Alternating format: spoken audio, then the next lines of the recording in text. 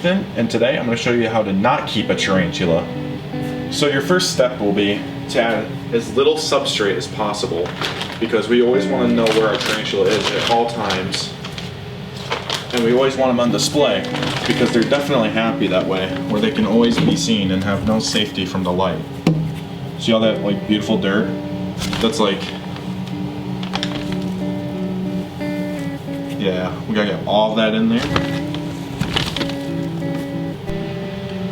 Alright guys, and now for step 2. Tarantulas are naturally resistant to heights, so now you want to put it in.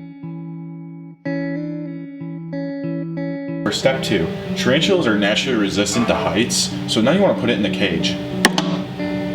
See? It's fine, I told you. It's not like it's plastic or anything, that's a real, genuine spider right there. Step 3. You'll want to add a little water, just to keep it humid.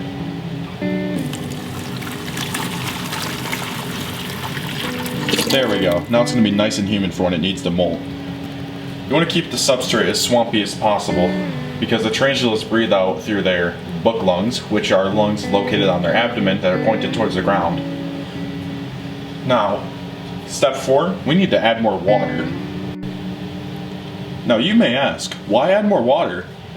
Well, tarantulas can swim, so that means they're fully aquatic.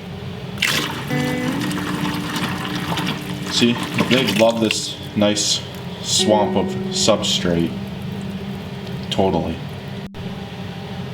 Alright, now step 5, we're going to get a different camera angle on this one. Alright, now for step 5, we have to locate our spider. This is a definitely stress-free way to ensure that your spider's okay. You want to move him around as much as you can. Huh, I wonder where it could be. Oh, there he is. Look how happy he looks.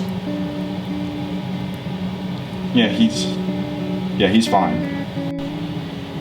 Now, before we actually transition on how to keep a tarantula the right way, I just want to say, this is fake. I feel like I shouldn't have to point that out, but, you know, some people today, they're just a little...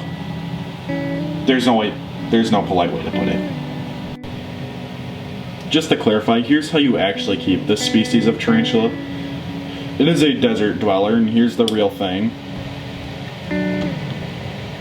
That is a Mexican red knee. As you can see, I keep the substrate dry. No extra water, right?